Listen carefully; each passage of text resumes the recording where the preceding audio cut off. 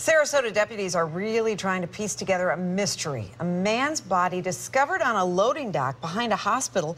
Now officials want to know how he died and who put his body there. News Channel 8's John Rogers joins us now live outside of that hospital in Sarasota. And John, is this drug related? Good evening, Josh. Officials say, yes, it does appear drug-related, and this is just part of a growing problem in this region, and I sat down with the sheriff to talk about it. At 2:30 this morning, a woman went into a gas station near Doctors Hospital with a strange message. She said a man's body was in a loading dock behind the hospital. When deputies arrived, they found 38-year-old Jason Crady dead. One of the possibilities is certainly an overdose. This story is eerily similar to another case at a Sarasota hospital back in June.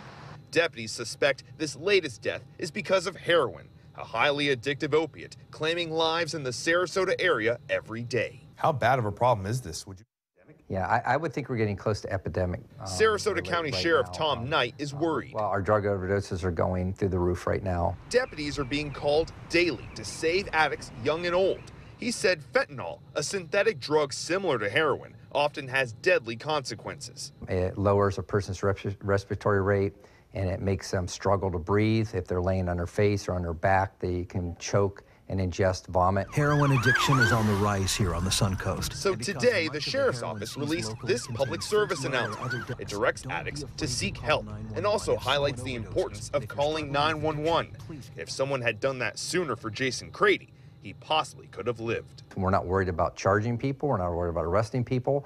And we're not worried about interviewing them to find out where they got it from. We're worried about saving their lives and making them better people. Sheriff Knight says making more arrests is not the solution. It will take a community-wide effort to stop this threat.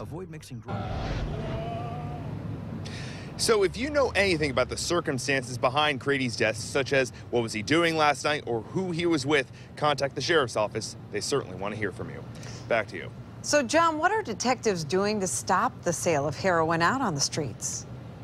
I asked the sheriff about that. He emphasized that they're trying to stop it at the source. They know that a lot of this heroin is being imported from Mexico, and so they're identifying the dealers, trying to stop the outlets that's bringing this in here, but it's still an ongoing issue that they're working with. Awful problem, big fight. All right, thanks. John Rogers live in Sarasota.